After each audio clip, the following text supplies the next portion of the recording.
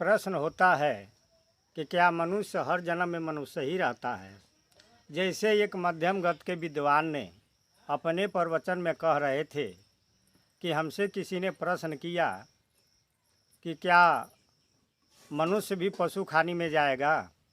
जैसे आज मनुष्य का जीवन है तो कल वो जानवर होगा, गाय भैंस गोरू बाघ शेर बकरी ये सब होगा।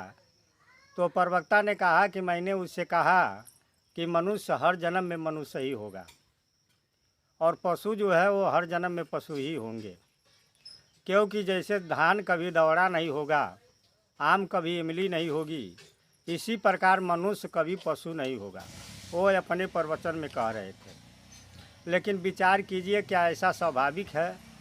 अगर ऐसा होता है तो प्रकृति या परमात्मा न्याय करते हैं कि अन्याय करते हैं?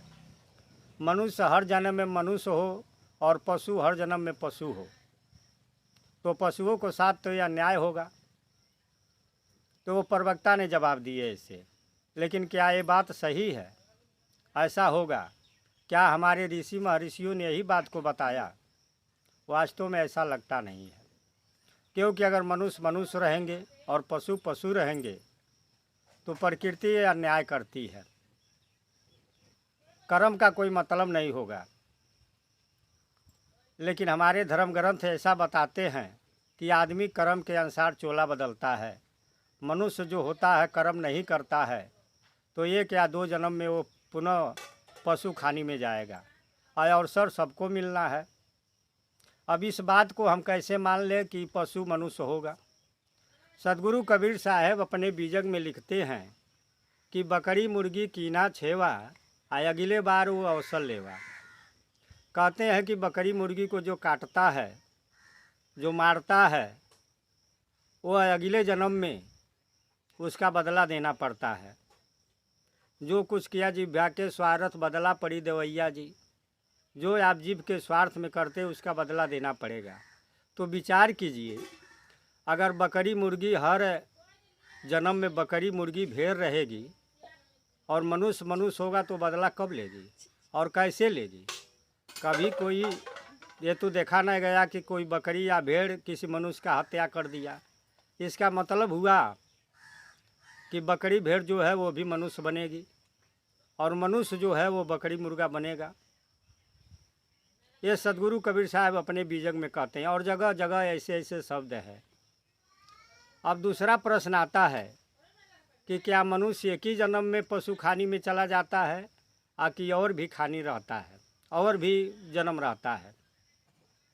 तो इसका अनुभव हम ऐसे कर लें कि पहले तो हमारे शास्त्रों ने लिखा कि भगवान विष्णु का कई अवतार हुआ।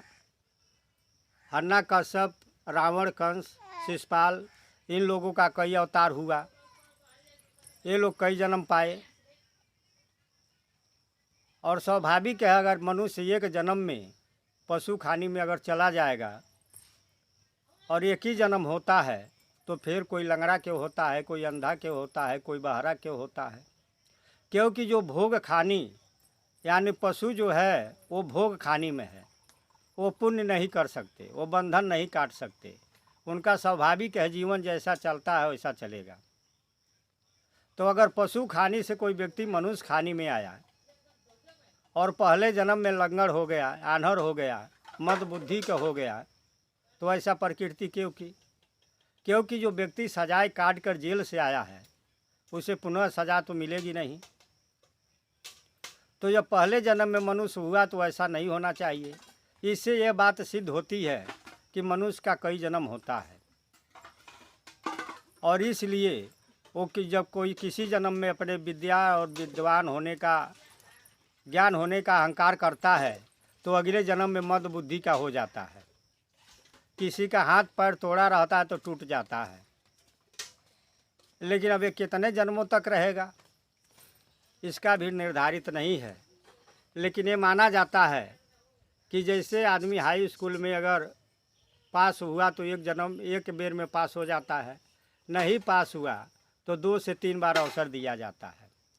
तो हमारे कुछ विद्वानों ने माना कि 7 जन्म तक मनुष्य मनुष्य का चोला पाता है, 7 जन्म के बाद वो इधर उधर चला जाता है। इसलिए शादी विवाह में 7 बंधन 7 फेरा और 7 जन्म का आदमी संकल्प करता है, प्रतिज्ञा करता है, तो ये एक अनुमान और स्वाभाविक मान लिया जाता कि हो सकता है 7 जन्मों तक होगा। बीच में अगर फाइनल हो गया, अगर आदमी बहुत पाप किया तो 1 ही 2 जन्म में चला जाएगा, अगर अच्छा कर्म किया तो 1 ही 2 जन्म में मुक्त हो जाएगा। उस तरह स्वाभाविक साथ ले जाता है, और भी जाते होंगे लेकिन विद्वानों ने ऐसा माना है। तो अब इससे ये साफ होता है कि मनुष्य एक जन्म कर नहीं जाता है, उसे अवसर मिलता है, लेकिन यह नहीं है कि वो मनुष्य जो है वो मनुष्य ही चोला में जीवन भर बना रहे। रही बात जो उदाहरण देते हैं कि आम आम रहता है, मिली मिली रहती है, तो वो सब जड़ पदार्थ है, उसमें जीव नहीं है। तो जो जड़ है वो जड़ ही रहेगा, आगे कभी पानी नहीं बनेगा, माटी कभी हवा नहीं बनेगा, हवा कभी पानी नहीं बनेगा। लेकिन जो चेतन है, और पशु में भी जीव है, मनुष्य में भी जीव है, ये जीवधारी होने के नाते वास्तव में वो उदाहरण ठीक नहीं है। मनुष्य पशु बनता है और पशु से मनुष्य बनता है। रही बात उनके लिए जो ये सजीवों को यही जन्मता है और यही समाप्त मान लेते हैं, तो उनके लिए क्या कहा जाए।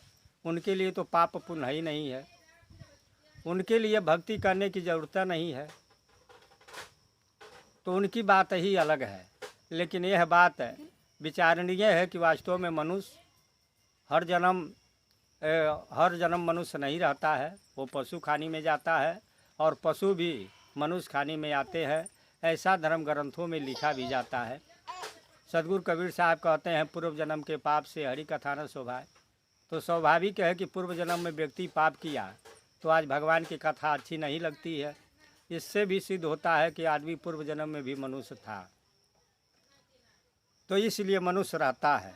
जो लोग ये उदाहरण देते हैं कि मनुष्य पशु नहीं होते, ये इस हिसाब से परमात्मा या प्रकृति अन्याय करती है। एक प्रश्न और आता है कि जो मर्द हैं, जो पुरुष हैं, क्या वो कभी स्त्री होंगे? तो इसका भी कोई ठीक नहीं है। कर्म के अनुसार से आज पुरुष है तो कल स्त्री होंगे, जो आज स्त्री है वो पुरुष होंगे, क्योंकि आत्मा पुरुष और स्त्री नहीं होता है। परमार भी है, शिखंडी पहले जन्म में स्त्री था और अगले जन्म में वो पुरुष बना। तो ऐसे तमाम उदाहरण आते हैं। आइए इसी के साथ हम अपने बारी को समाप्त करते हैं। जो टूटी हो से क्षमा कीजिएगा, इन बातों पर विचार कीजिएगा साहिब।